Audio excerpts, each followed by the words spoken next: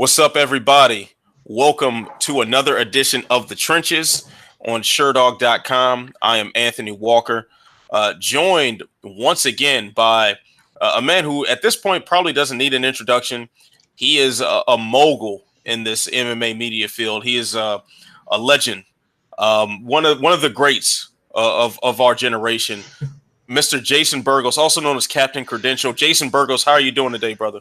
I mean, when you say mogul, I automatically think P. Diddy. I never really fancied myself a P. Diddy, but, I could do take that. I could do a little bit of that. So, maybe. Yeah, little Harlem Shake for you. I can see it. I can see it working for you. But I say it because I've seen you've made some of the rounds, some guest appearances and on other podcasts and whatnot. I see you doing the damn thing, Jason. I mean, it's not Collider level like some fancy folks out there, but I mean, I'm trying to do some things. I'm trying to make my way out there. I'm trying to get on the level of the world-renowned, Beeman himself, Anthony Walker. So I'm doing what I can to keep the level and stay at that level. So I see.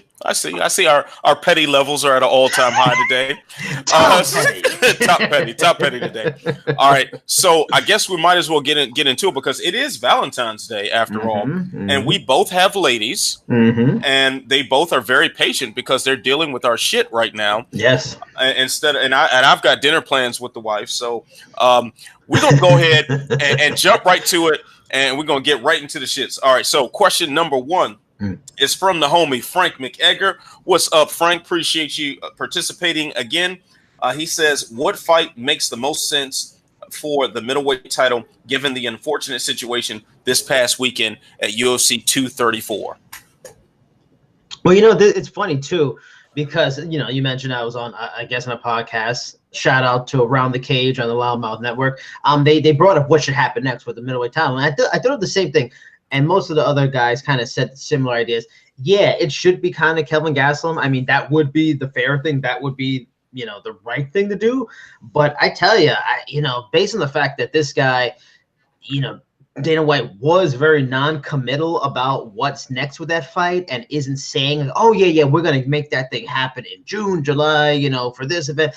I really, my guts feel like it might be Adesanya. I really feel like it might end up being him. They sold out the event, 15,000 in Australia. It's odd that Australia is not necessarily a community that loves MMA, but the contingent of MMA fans there is really getting strong, and it seems like a bit of a hotbed that's doing pretty well. They're going to like Australia more than they're going to places like Boston and like even like parts of Florida. They never go to Miami, but they're going to Australia. So I could see them saying, you know what, Adesanya's on fire. Whitaker's a big star. Let's go to like a stadium again, like we do with Ronda and Holly Holm, and try to do like a stadium show with those two headlines. I just feel like that's WME, IMG, UFC these days, all about the money. Yeah, man, I kind of see that happening too. But I think the main factor is going to be how fast can Robert Whitaker get back in the cage. Very true. They said that he was I guess going to be out of training for like 4 to 6 weeks. According to renowned medical professional and an Oscar-winning screenwriter and Hollywood personality Matt Damon, that might not be the case. So, I mean, if Matt Damon says it, it must be true. Come on, it's Good Will Hunting. I mean, come on. How do you deny the truth coming from Jason Bourne's mouth? I don't know, but I find that to be the main factor because if Whitaker can't come back in a reasonable amount of time, and I'll use the word reasonable for relative interpretation because the UFC has all sorts of other definitions for words like reasonable. But if he can't come back in a timely fashion, and I would estimate it around International Fight Week, because that would be a great showcase for him versus either Kelvin Gastelum or Israel Adesanya. I think they're going to go with an interim title between Adesanya and probably Kelvin Gastelum. Because you just don't want to open up the possibility. Like say Jacare, you put him there. You don't want to open up the possibility that Jacare ends up being the guy to welcome Robert Whitaker back. And considering what Whitaker did to him just about a year and a half, 2 years ago. So that would probably be the preferred route. If Whitaker can't make it back in a timely fashion, you go interim, you go Gastelum, you go Adesanya, and let the chips fall where they fall. But if he is back in a timely fashion, Um, I have a feeling they're going to take it for Adesanya, man. They're going to take that away from Gastelum, and that's definitely not the right thing to do. I mean, if you put him in this position, you promoted him to be the title challenger. You had the posters with his name on it and his face on it, and A you season of paraded him. Tough. Yeah, exactly. A whole season of Tough dedicated to it. Although like 7 people watch Tough now, you still devoted resources to promoting him as a title challenger, and it's really hard to justify just snatching that away from him. You know, even if you have a star like Adesanya on the rise. So that's kind of where I see this going. For Gastelum's sake, he better hope Whitaker is not going to be ready to come back by International Fight Week, if you ask me. Yeah, I agree. All right, so let's go with question number 2 from Yo Jimbo. And yes, I still know how to pronounce your name right. Chris Cyborg appeared at the WWE Performance Center this week, and she also didn't rule out signing with Bellator in the future. How much stock should we take in this news? I mean, you should take it. I wouldn't say seriously, but it's notable. It's important. I mean, I would say more the Bellator thing. You know, the WWE flirtation, that's just flirtation. I mean, and she's been throwing out having a match with Ronda Rousey and all this stuff. I personally don't know if she'd do as well as Ronda has been doing stunningly well in this first year in wrestling. But you know, there's interest. It's easier money than fighting. But Cain Velasquez went to the Performance Center, I think, like 4 or 5 months ago, maybe or less. So I mean, and look, he's fighting, so it's not nothing to worry about. Bellator would be the bigger thing. Bellator, even PFL, because Bellator, she has a standing relation with Scott Coker. They did big things, be it when it was like that Elite XC Strikeforce kind of pairing that they used to do co-promoted brands, or then when she went to Strikeforce, became their biggest female star until Ronda came. So they have a relationship there. She trusts him. She likes him. You know, she'd like to work for him. That would be the thing I'd be more concerned about and take as newsworthy than the Performance Center part. Yeah, I agree with that. The Performance Center they seem to just have it open for any high profile athlete that wants to come by and check it out and get a good workout, and more problem to them. That's great. And of course the intertwined relationship between mixed martial arts and pro wrestling. There are going to be fighters that are very well known in the MMA world that are just going to want to check it out. They just want to, learn how to take a bump and throw somebody over the top rope just to say they did it. And that's, if I were one of them, I would take advantage of such an opportunity just to kind of get it off your bucket list. And I don't see it as anything more than that. Bellator would definitely be the bigger threat. And now, especially with Amanda Nunes not exactly seeming like she's not too interested in doing an immediate rematch with Cyborg, then you got to think that, okay, what's the future of the women's 145-pound division? And if that's the case, where does that leave Cyborg? And Cyborg, if nothing else, she has always been very good at negotiating what she wants and negotiating all of her terms. And she's done this before. Like, she has been at odds with the UFC, and Dana has trashed her in the press conferences, only for her to come back and headline a show. So I think if Scott Coker can get in her ear while Amanda Nunes is kind of doing whatever she decides to do, including her flirtations with dropping down to 125, which is completely nuts, and just I don't think it's even humanly possible. Then it makes sense for Cyborg to start wearing the Bellator gloves. But until then, or even PFL, because they need opponents for Kayla Harrison. So yeah, but WWE don't even worry about that. Everybody, she'll be back in the UFC before WWE for sure.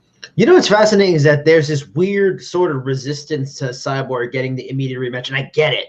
A rematch doesn't make sense when somebody gets blasted like she did. Totally understandable. And the people that want to be resistant to Cormier, Stipe, I get it. Because you know what? You can make a case for other contenders. If this girl is going to be a 2-division champion, she either needs to say, one, I'm going to go defend that 135-pound title, or I'm going to defend the 145. And honestly, maybe people don't want a rematch. Who else would fight her for the title? Who else is title worthy in that division? Is it Holly Holm? I guess. But I mean, what are your thoughts? Do you think she should really be the rematch? Should that be really the next fight for the 145 title? Well, really, what I think threw the monkey wrench in the plans was Kat Zingano catching Megan Anderson's toe in her eye. Because that fight would have established a very clear number one contender. Yeah. It's been no secret that that the Cyborg and Megan Anderson fight was something that everybody really wanted. Invicta, was moving in that direction before Cyborg left to go to the UFC. The UFC signed Megan for this purpose and this purpose alone, to fight Cyborg. With that, and then also with history with Kat Zingano, with Nunes, there's definitely a path to another 145-pound fight if the circumstances line themselves up correctly. But of course, they did not. So if you put that rematch together between Kat and Megan in a timely fashion, then all right, let the winner of that one fight Amanda, and then we can say, okay, she defended that belt. Maybe Cyborg take another beat up on someone else who decides to eat a few sandwiches and move up from 135. And then maybe you can put together that rematch, and it would have been earned in the eyes of the public or in the eyes of Nunes even. That I think would probably be the best path. But I just don't really see that. I don't see the call. I mean, I get that. Yes, she defended her title for so long, but this whole immediate rematch after getting knocked out in the first round thing, I just don't like it. I simply don't like it. I think it ruined Joanna at 115. It's ruined Cody Garbrandt at 135. Granted, his was a second round knockout, but you get the idea. At least the first fight. So you can't. I just don't like the idea of you losing so decisively, and then you're thrust right back into that same position to completely undo the work that was done before. Let these rematches build up, and this is another one. Let it build up, because as being in the building for UFC 232 and seeing the crowd reaction to Nunes Cyborg as opposed to Jones Gustafsson, from where I was sitting, it sounded like the crowd was much more into the Cyborg versus Nunes fight. Maybe that's a product of Cyborg's popularity in Southern California. Each and every time I've seen her somewhere, seen her at a fight, or seen her around a gym or something like that, she attracts a lot of positive attention. So maybe it's the bias of Southern California speaking here. But I say build it up and do it right, and make it even bigger than it was. So. And that's how rough that division is. And what everything you said is totally right, and it's probably the right thing to do. But if they did a rematch, it wouldn't be a bad thing, even on a booking level, because if Megan Anderson is, like you said, fairly the next best option, especially if she won. I mean, she's still coming off a loss, though. She lost to Holly Holm. And if Holly Holm is a better option since she beat Megan, I was just looking up. Holly Holm is 2-4 in her last 6, and she's a glorified bantamweight up in featherweight. Like, that's how weak that division is. That the champion is really a bantamweight who went up. The best fighter still there, just lost quickly.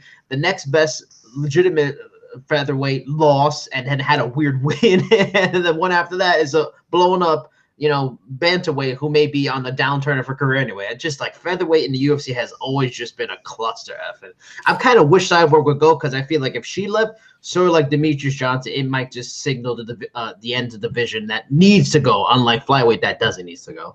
Right. I mean, the division has technically existed for how long now? And there isn't even anything remotely resembling a top 10 ranking. Nope. There are what? 2 actual natural featherweights in the division, and everyone else has, like you said, been blown up bantamweights, including the original champion that we've all forgotten about, Jermaine Durandamy. Yeah, yes. Yep. So and even Holly Holm wants the Nunes fight at 135, which I think actually would be much more appropriate for them to fight at 135.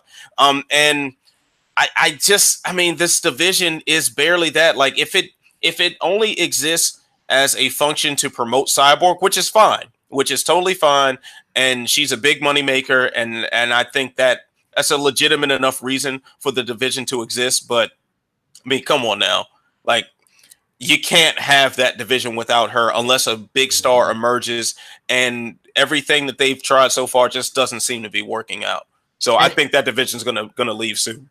And it's like that was super trash. and it's like that everywhere, because even Bellator, who has Julia Budd, they really are dying for Cyborg to go there so Julia Budd can fight her, because Julia Budd's starting to have an issue with legitimate contenders. Like, I interviewed Amber Leibrook, who's on the card on Friday, and we talked about how if she would have beat Arlene Blencow, she might have got a title shot. She's only was 3-1, now 3-2, and an Invicta veteran. Like, 3-2 fighters who may be 4-2. If she wins, she might be in the running for a title shot. 4-2. I mean, it's just like, it's always been such a weak division, man. It's unfortunate. It's weird how, I mean, either another promotion don't have it. PFL didn't even do featherweight. They went to lightweight. Like the fact that they can't get a lot of talented women to go in there and fight. It's weird. This has been a problem for like 10, 12 years now. Yeah, and Jay also just updated us saying that the UFC actually pulled the rankings category for women's featherweight on their website entirely. Wow. So it's not even like they used to hint that something was coming soon. Now they just said the hell with it. Ain't nothing. That's it. It's a wrap, son. Yeah, man. That's wild, man. They just snatched the joint off of there, man. Just hoping no one notices. Hope they didn't see that. Yeah. Dang, and I was about to say like a really good point. I totally forgot what it was, man. Oh well. Oh man, I'm so trash. You got them all messed up in your stats game. Man, definitely threw me for a loop. All right, so let's go to a question from you know who it is. You know it. He gets every week. My man gets the Kung Fu Bao. Europe 1. He asks. Well, at first he starts off with a very declarative statement, a statement that I wouldn't get too excited about just yet. He says, "Kane is back!" Exclamation point. Word is that NASA's best mathematicians are currently trying to figure out how long he has been gone. I'm loving where this is going. All right. Why are some fighters like Kane just so injury prone and wear out so quickly? Meanwhile, Tito Ortiz is 44 and has had a 20-plus year career, but is still remarkably healthy considering the circumstances. What is the X factor, or is it just plain luck? No X factor. That is just life. That's why there's those people that will eat clean, eat vegetables, no carbs, work out every day, and they'll randomly die and have some kind of illness at like 55. But then you've got those people that have been drinking, liquor every day, bacon every day, don't work out, and they live to like 95 years old. That's just some people's tire tread is just better than others. No matter what you do. Yeah, there's a lot of things you can do to maintain. Of course, you can do health, all these things, but there's just some people that their body are just not built for it, and like it's just the weirdness of life. There's just some people like that. Kane is unfortunate that he's just Dominic Cruz, another one. That guy's phenomenal shape. He's very smart. He probably does all the things necessary. He's very professional about everything he has to do. And then something tears or something breaks. It's just people are made differently, and it's just like the uniqueness of human society and uniqueness of sports, because the same thing happens in all the other sports too. Look at Bo Jackson, one of the greatest running backs ever. He had like a freak injury and got knocked out. Derrick Rose, one of the greatest pure athletes basketball's ever seen. He tears an ACL, doesn't recover from it, never the same. But Russell Westbrook, he tears an ACL. He's back, and he became MVP the first player who knows how long to have a triple-double season. Just people are built differently. Yeah, I mean, when you just named a few other athletes from different sports, like other names, Gilbert Arenas comes to mind. Guy who one micro fracture in his knee, and he was never the same. Sam Bowie, who never got off the ground with a freak injury earlier. Greg Oden, another great example of that. So, but one consistent line that I see with Kane and Dominic Cruz are these are guys whose styles are based off of lots of cardio and lots of activity and motion. Yeah. Now, I think it could be entirely possible that the amount of training it takes to get your body able to last as long as they do and to keep pushing such a dramatic pace, like it breaks you down. It can really break you down. And if you don't recover properly, it can happen. Now, I know this has made the rounds for some years now, but do you remember those very frightful videos of Cain Velasquez doing like weight training a couple years ago? I mean, it was like scary looking stuff. Like the form was all wrong, and he's got too much weight for certain exercises. So if you're training incorrectly, even if it gives you some sort of cardio advantage, or you're stronger for a time, or you're just intimidating, keep a pace and all this other stuff, man, a lot of that stuff will break you down. You know what? Let me just throw one thing. Tony Ferguson. Because if you've seen his videos of workouts, they don't make no damn sense. But he never got hurt. It took a cable to hurt him. Yeah, I mean, but Tony Ferguson is also a freak of nature. Tony Ferguson is not a regular human being. I think he's an alien. He is something above us. Like I think Men in Black are watching him. When the MCU incorporates the X-Men, it's going to be, instead of the X gene, it will be the Ferguson gene. Yes. Tony Ferguson is like, we need to have a separate show about his insanity, man. But he also was a fitness professional. Mm-hmm. So he has a real education and background in how to train the human body and how to rehab properly and whatnot. So and there is, you know, a method to some of his madness there. Mm-hmm. And actually, I seriously doubt that that's how he trains every day. Like he's trolling us. Yeah, honestly, I think he is trolling us. You know, he's that guy. If you ask me. But yeah, man, I think there is a correlation between the amount of cardio that a guy like Kane, especially at heavyweight, to be able to push that pace at heavyweight. That's a lot of mass to move around. That's a lot of pressure on your knees. That's a lot of pressure on your shoulders. That's a lot of pressure on your lower back and your neck and all the rest of your joints, man. That I think would be the reason why. But then you add the factor of maybe your body, just for whatever reason, just isn't strong in that sense. It's not, you're just injury prone because you just got handed a bad hand. Mm-hmm. All right, so let's see who we got next. We got the poll question. The poll question this week is, what fight are you most excited for this weekend? MVP versus Daly has gotten 32% of the vote. 11% say Crow Cop versus Nelson. Wow, surprised it's that high. 0% for Congo versus Minikov 2. Oh, sorry. I'm sorry. Sorry. Ngannou Kane is 32%, and 51% is. Oh shit! I got this all wrong. 51%. Thank you. Yeah, I'm reading this all wrong. All right, yeah. You know what, Jason? Just tell me just read it. 51% like Ngannou and Kane the most. 32% like MVP and Daly. 11% like Crow Cop and Nelson. Honestly, I'm not surprised by it because those are two just uber fan favorites. So I'm not surprised at interest. And a few percent for other fights, but 0% for Congo Minikov. That's nuts for a guy that actually has articles that's already on Congo and should be soon on Minikov. I was actually get some stuff from him. That's surprising because I think it's a hugely important relevancy. You know, the winner's going to get a title shot, Coker said. And then Minikov's undefeated. He was the champion of Bellator before he left. They had these contract issues, never been beaten. Solid, legitimate heavyweight outside the UFC. Congo's on a 7-fight win streak on one of the better runs of his career. He's knocking people out, finishing them. Like, that's a hell of a fight. And the winner, it's interesting to see that Bader, his first title defense at heavyweight, is going to be a legitimate heavyweight. It is not going to be a smallish guy or a guy who's from another division. This is going to be a legit heavyweight. So I'm fascinated by that fight. But before I make my choice, what is your favorite that you're most looking forward to that? MVP Daly is the only answer that I will accept. That is it. And I'll tell you, and it's not because I want to knock any of the other fights. Well, actually, I'll knock a couple of them. But all right. So first off, before I praise MVP Daly and my excitement about that, Congo Minikov, as important of a fight as it is, their first fight wasn't quite doing it from an entertainment standpoint. And Czech Congo has a habit. I mean, I know he's had some finishes as of late, but throughout most of his career, he's had a lot of stinkers. He's had a lot of fights that just really weren't very fun to watch. He was in Congo Barry. Yeah. He was in that. Congo was good too. Mir Congo. Oh yeah. Mir slept him. That's right. Yeah. With the guillotine choke. Yeah, I mean, every so often Congo will find himself in an exciting fight, but for the most part, that doesn't happen. So I can see why nobody's checking for that. Crow Cop Nelson, like, no.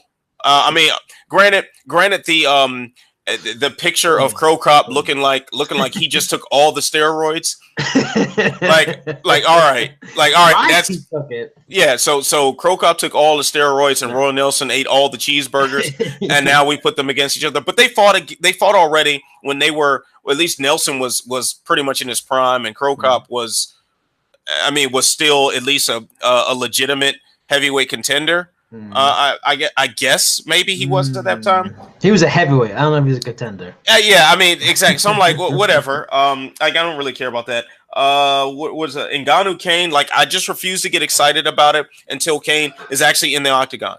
I just refuse to devote any emotion, any energy to entertaining the possibility that Cain Velasquez is actually back until Bruce Buffer is saying his name and he is safely in the cage. And even then, I'm afraid he might slip right after he touches gloves with Ngannou and they walk back to their corners. So I'm holding my breath on that one. But MVP Daily is going to be like a contest between, first of all, it's part of this welterweight Grand Prix, which looks fantastic. Second, MVP has been styling on fools, and we've been wanting to see him fight a legitimate welterweight. So I just, now we finally get to see it, and it's not, and it's not a wrestler. It's not a guy who's going to take him down, and I'm sure the day will come. He's going to fight a wrestler, and we're going to see does his takedown defense really hold up and against a high level pressure wrestler. But man, we get to see him strike with like a serious kickboxer with stunning knockout power, and they hate each other. And it's two brothers. I'm happy. What about you, Jason? Which one are you most pumped for? I'm gonna have to disagree with you, and I talked about this on around the cage too. On a right now level, technically, yeah, MVP Daily is fun, but like for me, it's like right now and what it matters in the division. And MVP Daily, as technically sounds it is, I don't think it's gonna be a close fight. For one, watching the press video, I don't like Paul Daly's body language. And then two, just seeing the size difference for a guy that plays such a great long game, I just think he's going to piece up Paul Daly. I mean, maybe Paul Daly's surprised, but I think that fight's going to be different. And to me, the real test, like you just mentioned, this guy's got to fight a grappler. Once he gets in there with a Neiman Gracie, Ed Ruth, John Fitch, or Rory McDonald, well, Rory McDonald, he's still not ready for him. But somebody like that, that's the test. That's like Adesanya fighting Brunson. What we knew, okay, Brunson's going to stand, but when he could wrestle and when he got those takedowns and he went for he defended him, that's like, okay, this guy's real. Like we still need to see that from this guy. And I've watched fights with MVP, and he has a very meh resume. He got taken down, held against the cage by some okay fighters. So that fight is like great fun, but I don't know what it's really going to prove long term other than setting up a great fight with Lima in the next round. But for me, like Ngannou and Velasquez is great because one, hopefully he's been away for 2 years or so. Hopefully if Kane has his health issues in check and he's got things worked out, we're getting the best heavyweight of all time back into the sport right at the perfect time as his close friend, the current heavyweight champion, may be preparing to leave. So if we can get that addition of Kane back into the division, maybe we get Kane and Stipe, which we've all wanted. Maybe we get Kane and John Jones. He can avenge things for Daniel Cormier. That fascinates me, that addition to the division long-term for the next 3 years. And if not, if Ngannou wins and Ngannou sleeps Cain Velasquez, the greatest heavyweight champion, back-to-back impressive wins after the clusterfuck turds he laid up his last two fights, maybe we get scary Ngannou back, and maybe that's interesting. So, I always like the heavyweights. Those fights really affect the top of the division right away. And for as much as I dislike Cain Velasquez for so many years, I'm excited to see him back in the cage on Saturday night. You dislike Cain Velasquez? I didn't really I guess his lack of personality just didn't do it. And that's not to say I need cocky guys, but he was just so boring. Like he was like Fedor without the aura. Like Fedor can get away with his stuff because he has the aura. Like he was just meh. And I like Dos Santos. I was a big Dos Santos fan. So to see him absolutely maul Dos Santos 2 times in a row and then beat my boy Brock, just really ending the facade that was Brock. Yeah, I like Cain. But I like you not, Cain. I like you. Yeah, see, I can kind of relate to that because I had a little grudge against Congo for a while because I'm a big Pat Barry fan. So that hurt my feelings a lot to see Pat Barry lose like that. But that's a whole nother story. But see, everything you said, I totally agree with. However, But the I injury. don't trust Kane to Yeah, get I in know. the cage. I Like, know. that's it. Because that is by far the most relevant fight, the biggest fight that we're having this weekend, just on pure name and what it means for the divisions and everything. But MVP Daily gives you some of that. It gives you a taste of a prospect who might be able to do some great things. It gives you a style matchup, which sounds fun. And then also it does have title implications because it's part of this welterweight Grand Prix. So it takes care of those things on a smaller scale, but I actually trust that Paul Daly and MVP will enter the cage on Saturday night. So as far as the body language you're talking about, what was because I didn't watch and I haven't seen any of the press stuff leading up to this Bellator. So what was up with Daly's body language? Well, I'll preface it by saying first that for all the craziness Paul Daly did that night that he tried to go into the crowd to attack MVP, he's been very resistant and kind of mad when the fight was trying to be made. So it seemed like for a time he really didn't want to take the fight. And then going into this fight at the press conference, they meet, they do their face off. Of course, this guy's doing his snake thing, but Paul Daly completely turns away and he's just like looking away. It was like reverse John Jones. John Jones is kind of facing the guy, but looking, he just completely looked away and just, I didn't sense from looking at him as Paige is looking at him with his snake, smiling, maniacally. I didn't sense confidence. I felt like he's searching for a mental edge and isn't quite sure how to find it. It was just awkward to me. It wasn't like, oh man, that was impressive. It was like, oh, some people did look at it that way. I didn't like how I didn't feel good about it. Like I saw a confident man and I saw someone who's kind of somewhere in the middle, not sure how this fight's gonna go. Yeah, and as far as the style matchup itself, like keep in mind, like as I'm favoring MVP to win. Maybe I'm getting ahead of myself because we got the who you got. But whatever, I'll just repeat it then. I'm thinking MVP is gonna win this, but let's keep in mind how Lorenz Larkin was giving Daly the business, and then all of a sudden he wasn't because he was asleep. And Paul Daly always has that X factor about him. So once again, MVP versus Daly is the only correct answer. Damn all of you who disagree. Well, let me add this also about Kane. I guarantee Kane will be there. No problem. He will. Trust me, he will be there Saturday night. The question is where he's going to screw us all is when we get all excited. He looks amazing. We're like, oh, shit, Kane, man. Kane Stipe, Kane made a title fight. And then the fight's like a month away and he has to pull out. That's where he's going to fuck us all in the butt. Yeah. That the imagery. All right, so we're gonna go ahead with the Who You Got segment for Bellator 216 to start. Now, Crow Cop versus Roy Nelson, the sequel. Who you got? You know what's funny is when Jay sent the email to make the picks, I looked up Crow Cop, and Jay, if you can verify, I think he's like on a 7-fight win streak. It's like the quietest 7-fight win streak from a legendary figure I've ever seen in my life. So he's on a 7-fight win streak. But I tell you, when you look at Roy Nelson, you can go back like 3 or 4 years. And Jay, if you have time for that quickly, like give me like Roy Nelson's like last 6 losses. When you look at his losses, there's no kind of, damn, he lost to him. There's none of that. He lost to all good fighters. And more times than not, he went to a decision. And some of his losses are very questionable. Like Derek Lewis, I thought he beat him. The Matt Mitrione fight could have been a draw. I thought that was probably a 10-8 third round. He's so tough despite getting knocked out. Damn, Jay just said 9-fight win streak, 9 finishes. That's nuts. Quietest 9-fight win streak in history. But Roy Nelson, despite his age, despite the wear and tear in his body, it took Mark Hunt and Karatanov to actually finish him. And even the Karatanov one, it maybe could have went longer, but he was probably stopped anyway. But he's still durable, still tough, still got that hammer fist.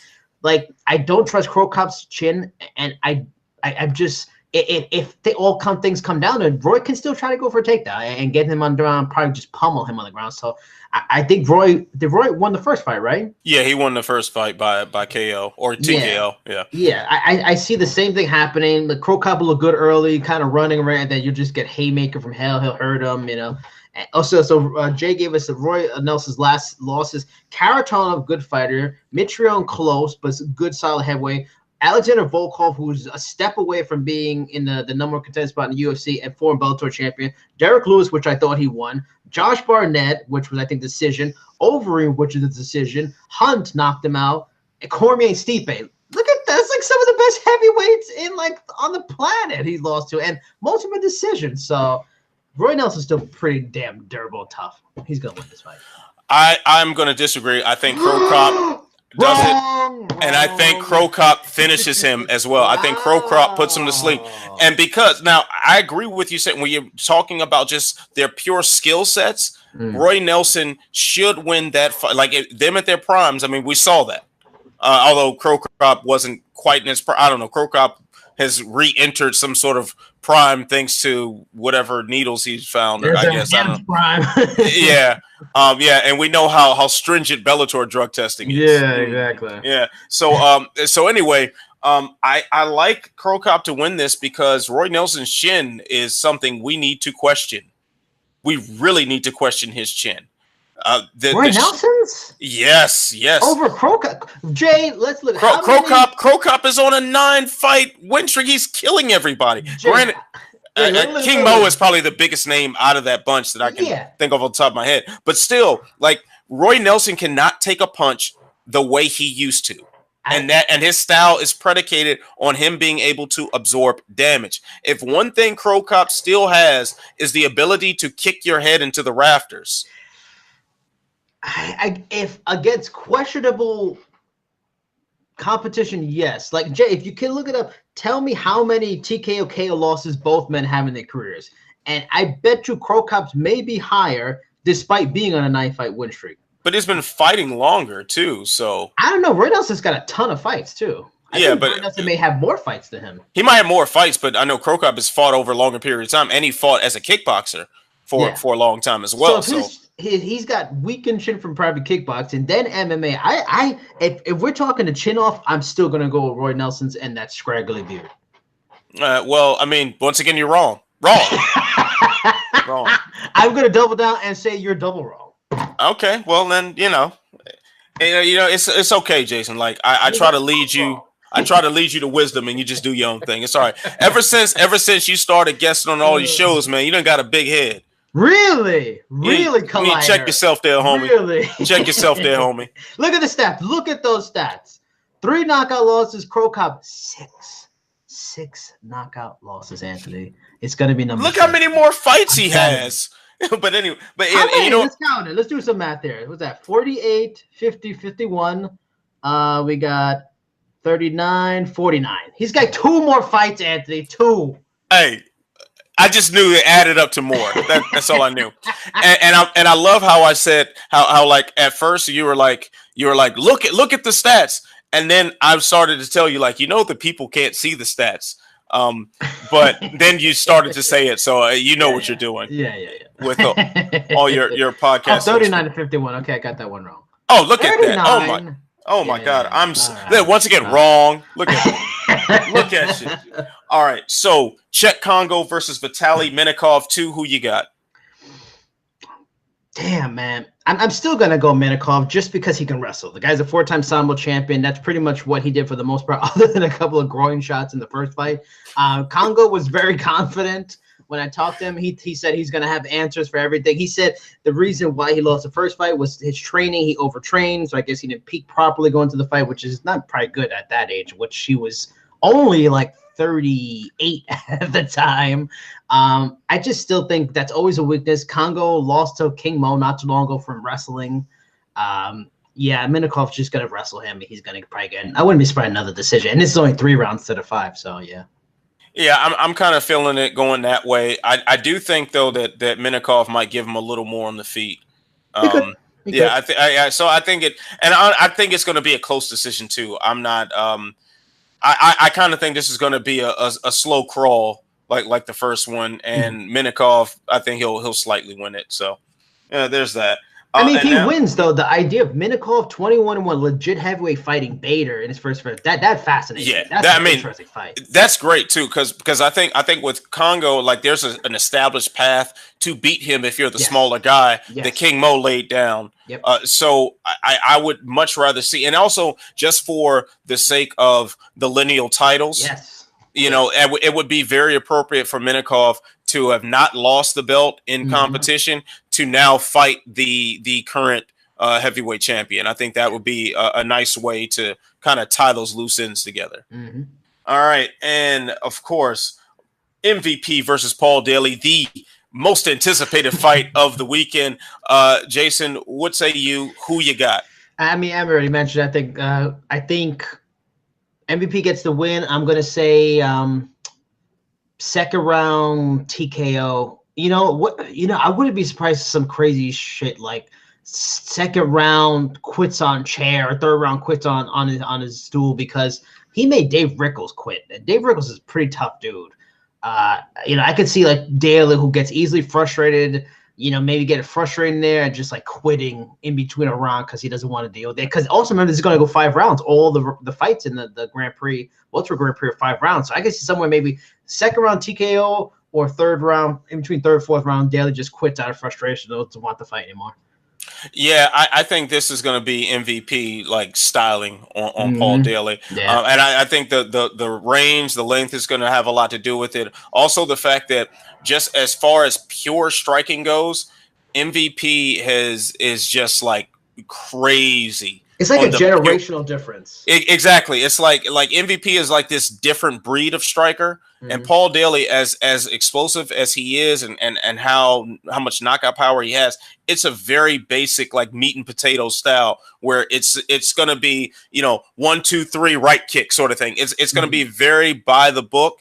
And one thing that MVP has shown is that the by the book approach just doesn't seem to work very well against him, and especially if you're just going to keep it on the feet. So I think MVP should win this one with style points. I think he starts having trouble when you mention names like Douglas Lima in that next round. Yeah, I told this to a friend of mine too. That's what fascinates me about that fight is, one, I think Lima could definitely win because he's just that nasty striker. Lima made Daly wrestle, which shows you how nasty a striker he is. And when I talked to Lima the last time, months back, I had asked him about that possibility fight MVP, and I said to him, man, MVP and those skinny legs really seem like perfectly made for some Douglas Lima patented low kicks. And my man just pretty much gave like a maniacal giggle, like, you know, and didn't want to say anything.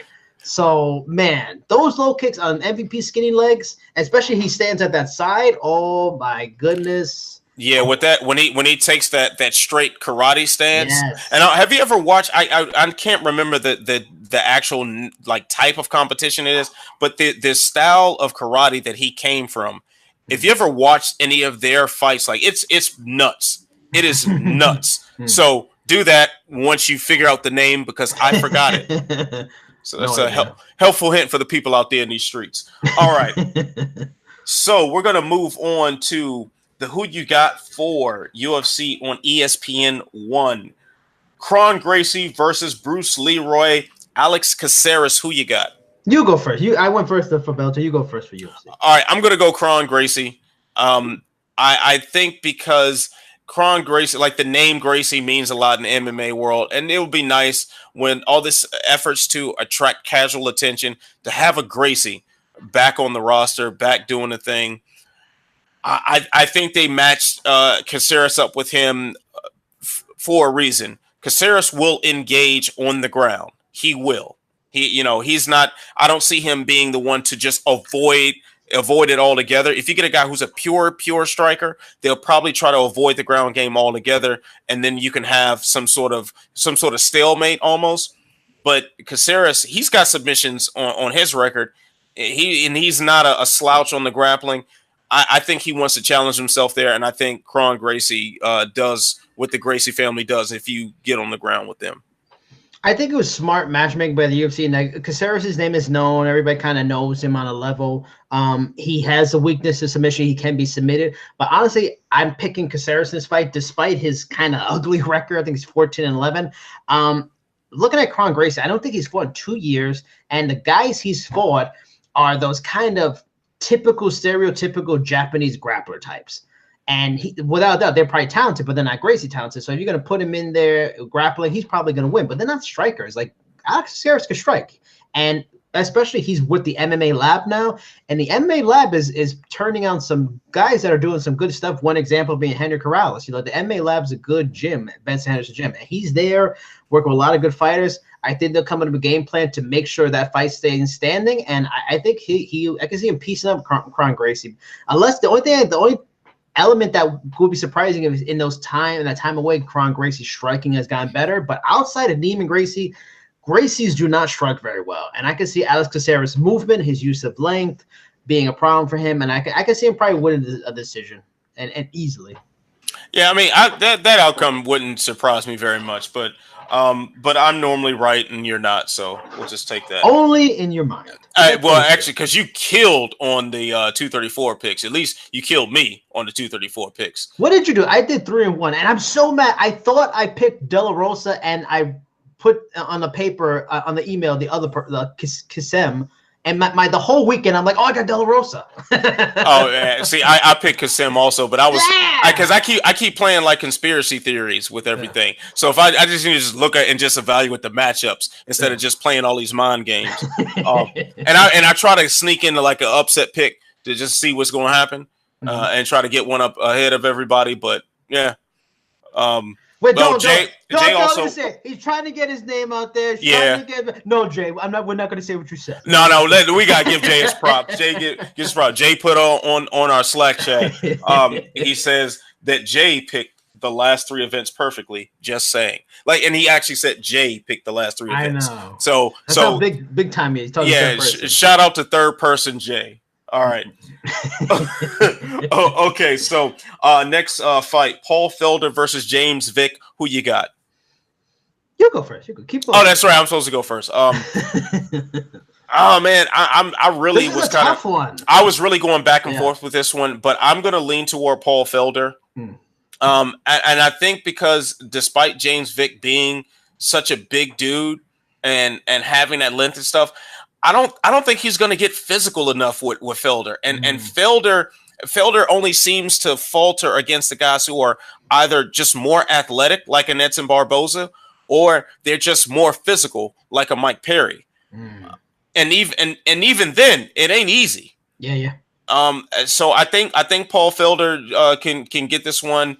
I don't see him getting the finish, but I think he gets a pretty decisive decision win here. Yeah, I was going back and forth too. For a while, I was leading Vic, but then just looking at the strength of schedule and yeah, like you just said, as long as he sees certain type of fighters, Paul Felder usually has a good chance to win. He's like a just tough out for most people. But yeah, I felt Felder too. I think stylistically he'll be difficult for Vic. Yeah, Vic uses his length, stuff like that, big guy. But yeah, I same way. I feel Felder's gonna get this one. Yeah, and Paul Felder too. I think his time in the commentary booth, man, I think it's going to play dividends for his fight IQ. Yeah.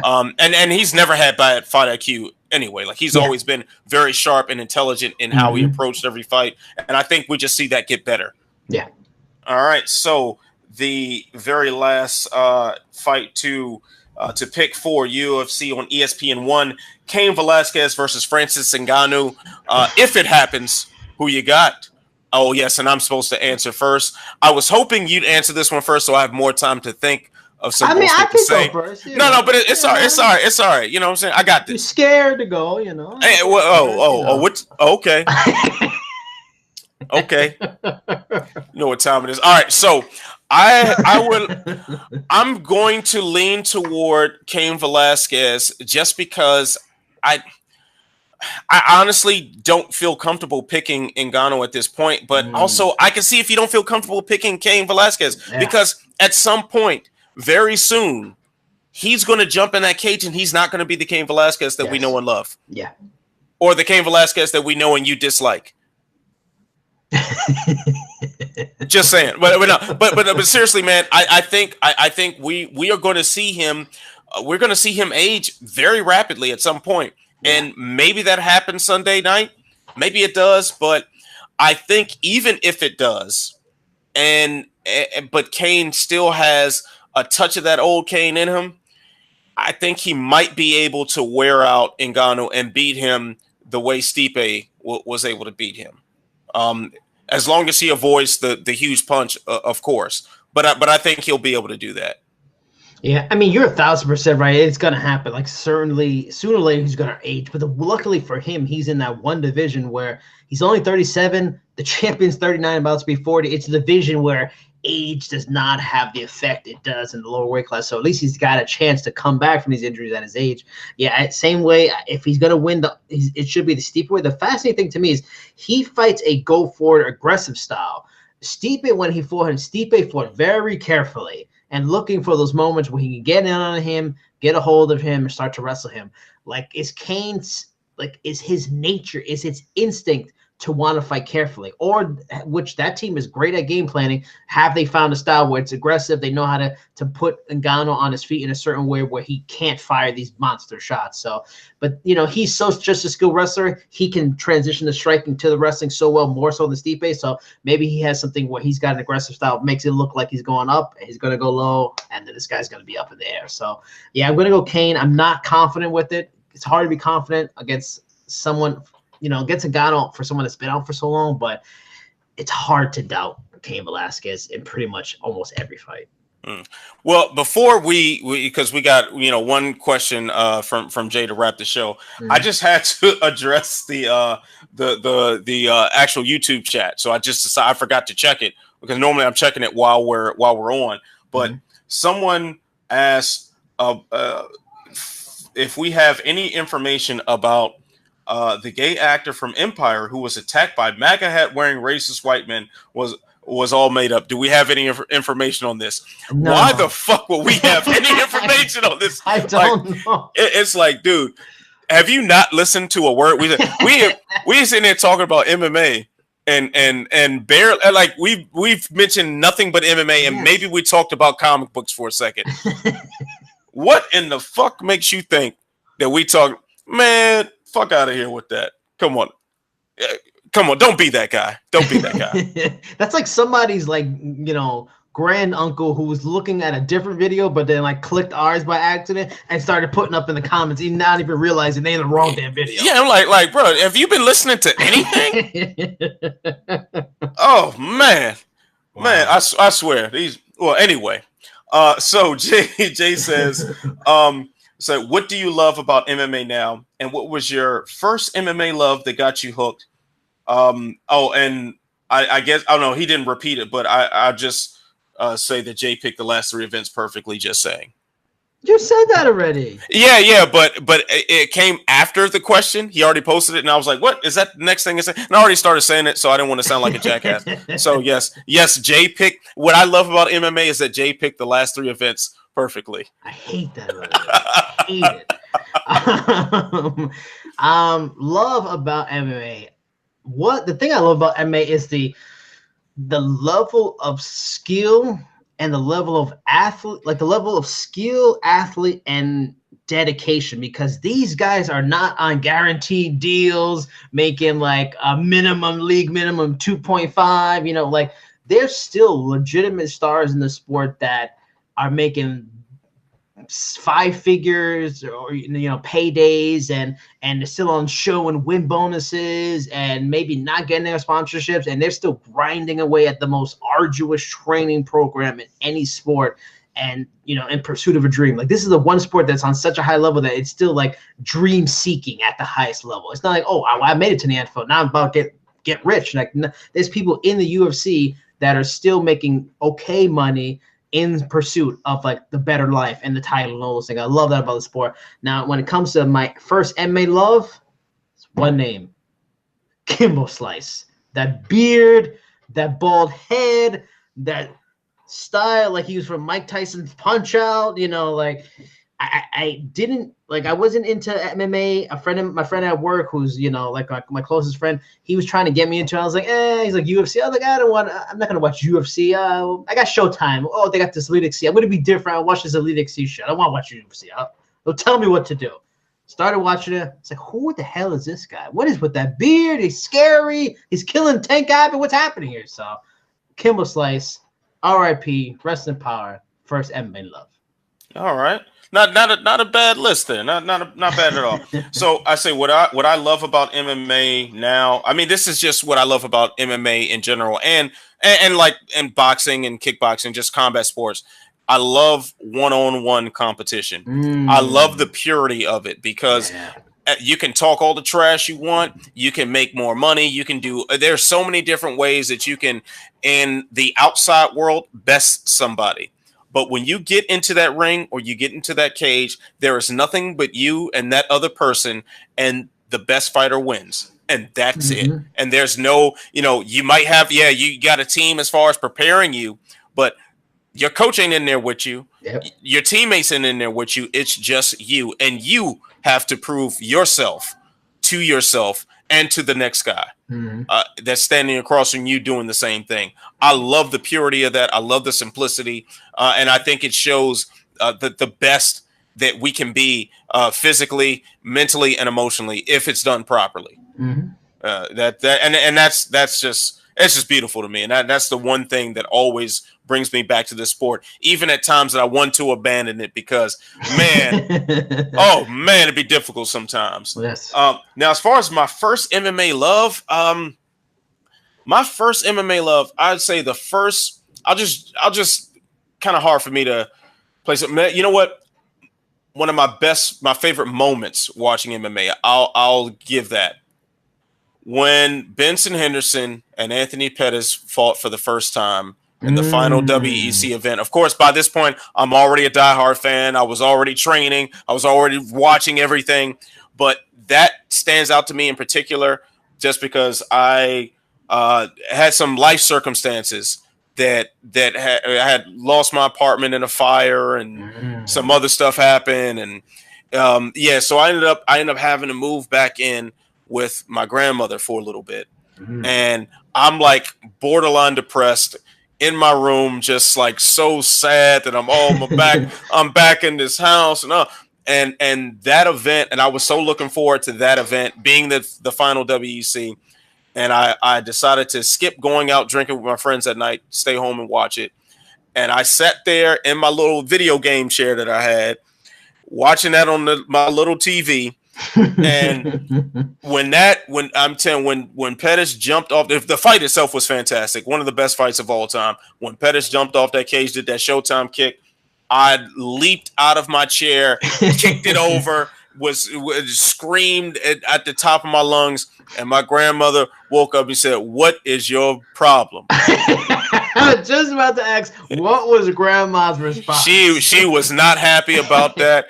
She thought I was a fool. She still thinks I'm a fool. She probably was already in bed for like 3 hours at that point. Yeah. Oh yeah. She was knocked out. Man, I was so ass cracked for that one. That was terrible. Oh man, I'm complete trash for that one. But yeah, so that is one of, when I think of my love of MMA, I think of that moment right there. All right. So we've got one last Valentine's Day question for all you lovers out there. And I remember this one being in a thread a minute ago, and Jay decided to hold it back for Valentine's Day. Shout out to Jay for this one. King in the North, and apparently another one jumped on this question, Mean 357. But let's give King in the North the credit because I believe he said it first. The question is, why do fools fall in love? Sex. That's a damn good reason. Sex is a hell of a drug. I don't know. Any other reason? I mean, because you could have friends and it'd be nice and normal and fantastic and no hard feelings, but the full on love, it's only coming with that sex. Because like we're friends, but I ain't holding your hand, bro. No. Yeah, no. I mean, maybe like a spooning, or once in a while. A little cuddle from time to time. I mean, It's all platonic. Whatever. but yeah, man. Like, why do fools fall in love? I guess chemistry, like brain chemistry and stupidity. Because man, don't nothing make you stupid like love. Yeah. We all and you have not lived a full life if you don't have a stupid love story. Yeah. If you don't have one of those, you have not lived a full life. I definitely have some of those, and I know it because before my wife and I became husband and wife, before we ever dated, we were best friends. We were like really good friends, and so we used to share each other's dating stories with one another. So now she uses this as cannon fodder. And yes, so I'm sure because she's in the bedroom right now, she's probably listening to me laughing. And as soon as I turn this off, she's gonna be like, "Yep." And I'm gonna remind you every day. Pull out the cannon. She's gonna be pulling it on a rope. Yeah, she's gonna put every day about how much my life has improved. So yes, I've set myself up for failure for the trenches. Thank you. This is for you, SureDog.com. You're welcome. Yeah. So, well, all right, Jason. So it's about that time to wrap things up. So please tell the people where they can find you, what you got coming out for SureDog.com, and what other star appearances will you be making in the rest of the MMA media circuit, sir? Well, first, I mean, we could talk further off the air. I'm actually, I applied yesterday and I got okayed credentials already for MMA for UFC Philadelphia. Question is, will you be in the area around March 30th? It's actually possible. It's actually possible because I do need to go home to DC for a little bit. So I'm trying to plan that out now. And if I can sneak away, because I probably won't be able to do, I'm sure I won't be able to do like the media days and all that stuff. Yeah, I won't be able to either. Yeah, but if I can get in the building for fight night, I'll let you know. I'll let you know what happens there. So with me, the usual stuff, Cheap Seats Chat on Twitter, Instagram. I'm at 999 Twitter. Someone get me to 1,000. I just need one more follow after 5 years to get to 1,000. Help a brother out. Oh, please. You know what? Let me unfollow you real quick. Oh, and that's like, no, it's not. That's the hatred. Hey, I just jumped over 950, so I'm on the crawl too, baby. I know you are quickly coming. I saw those Collider appearances for real. But yeah, Cheap Seats Chat on Instagram and Twitter. Look up an episode of Around the Cage on the Loudmouth Network. You can look up Around the Cage on YouTube or iTunes. It's on like a whole bunch of things. It's like the MMA version of Around the Horn. Made it to the final two, so close to winning the episode. But this week, super busy week in terms of Bellator stuff. I have about 5 different articles that'll be coming out this week or already out covering Bellator 215, 216. Czech Congo article, Yaroslav Amosov, who's fighting Eric Silva, that came out today. Amber Lybrook that I mentioned before. Austin Vanderford, who's going to be on the main card, opening up 215, and I'm forgetting somebody else. And a Minikov I'm going to have hopefully the next day or so. So look for all those articles on SureDog.com. Hey, it might have been easier to say who you aren't interviewing. You got it. Whoa, man, this is why we spoon, because you lay on these lines like this and call me a mogul. I mean, it's smooth. It's sweet talk, baby. All right, so as usual, you can find me on Twitter at Walker MMA. That's also my Instagram. I'm actually going to make an effort to start posting things on there. Besides that really cool Thanos meme that I keep telling everybody about. So, so go ahead, follow me on Twitter, hit me up if you got any questions, comments, or concerns. All trolls are welcome. Yes, I want to smoke. So anyway, other than that, man, I got Ask Ant should be coming out tomorrow. When's the next Collider spot? Did you do that already? I did that there. That's out. Yeah. So I did another appearance on Collider's MMA Takedown show.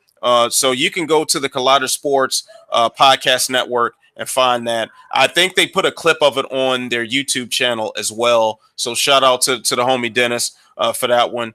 And then also, shout out to Eddie too. He wasn't on this one, but Eddie cool. He's a homie too. So other than that, man, I'm going to be doing another post-fight show on my YouTube channel, the Walkout Network. That is going to be for Sunday night for UFC on ESPN1. Maybe, I don't know, if y'all hit me up. Sunday night? That's Sunday night, yeah. Really? Oh, yeah, so Saturday. Okay. Yeah, so I'm gonna do that. I'm gonna do that Sunday night. But Ask Ant should be coming out tomorrow, but I gotta write it after dinner with the lady, of course. So I'll be sneaking away time at my office to write that. Hope my boss isn't watching. If so, that's not what I'm gonna do because I never do that. No. All right. And then also, what else? Good, Bad, and Ugly.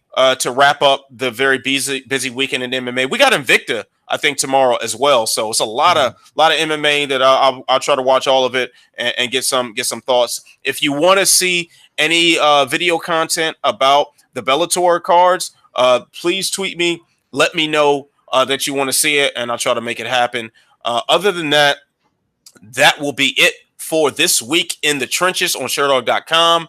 So for Jason Burgos, I'm Anthony Walker, and you know exactly what you need to do, everybody. You need to stay beautiful. You need to stay positive. You need to stay incredible. You need to stay intelligent. You need to stay sharp. You need to stay witty out here in these streets. And you need most to stay of in all, love on Valentine's Day. Yes, you need to stay in love. You need to stay faithful. you need to be a good man, a good woman. That's what stay all that. And yes, of course, you must, by all means, stay sexy. I will see you when I see you. Peace.